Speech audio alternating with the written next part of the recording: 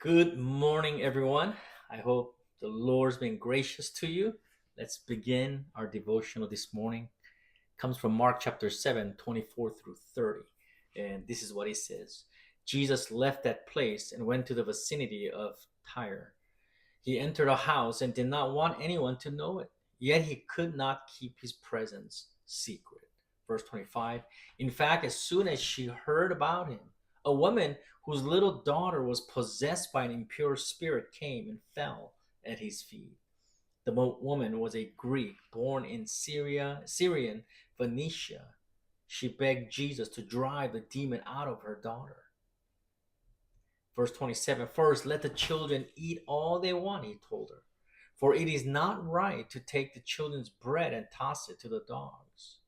Lord, she replied, even the dogs under the table eat the children's crumb. Then he told her, for such a reply, you may go. The demon has left your daughter. She went home and found her child lying on the bed and the demon gone.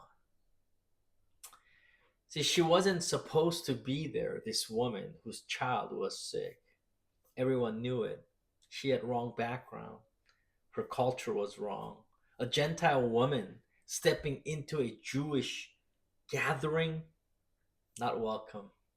But she crossed the line. She crossed the line no one expected her to cross. Why? Because her daughter was hurting.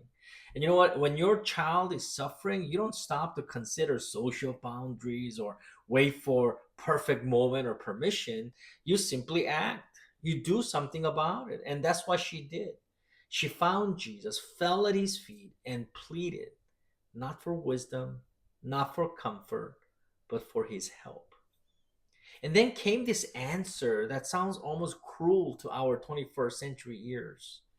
First, let the children eat all they want. It's not right to take the children's bread and toss it to the dogs. See, most would have turned away at that point because it sounds like Jesus is saying no, he's rejecting her. Like the door was shut in her face. But you notice she doesn't leave. She doesn't even snap back. She doesn't sulk off in silence, nor does she grumble. No, she stands her ground. And she answered with these words, even the dogs under the table eat the children's crumb. Her response was simple, but it revealed her faith in Jesus. She was simply saying, I know I don't belong here, Jesus. I don't have any standing here, but I know who you are. And even your crumbs are enough, and they can heal. And in fact, that was enough. Jesus looked at her and said, for such a reply, for such faith, you may go. The demon has left your daughter. You see, faith doesn't have to be huge. It doesn't always raise hands high or say eloquent prayers. You know what Jesus said? If you have faith as small as a mustard seed, you can move mountains.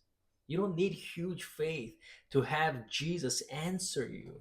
Sometimes small faith is all you need, and that faith is just refusing to quit when everything in your head tells you it's pointless. Sometimes it's just whispering, even crumbs are enough if they come from you, Jesus. And there's a kind of desperation that runs ahead of God, trying to force an answer or clawing for control. But there's another kind, the kind that waits, the kind that says, I've got nowhere else to go but you, Jesus. And you know what? That's where God meets us. And that's where He often works. So if today you feel small, tired, and forgotten, come anyway. Come to Jesus. He isn't waiting to see if you measure up. He's asking you to draw near. Come empty. Come without plan. Come worn out. He will give rest to your soul. Amen. Remember, we began this devotional journey because our theme is to be with Jesus. And that's why He called us first and foremost. And I pray you spend time with Him today as you did in previous days and find the crumb, find the healing, find the refreshing, find the rest that only He can offer to you today. God bless you, and I'll see you soon.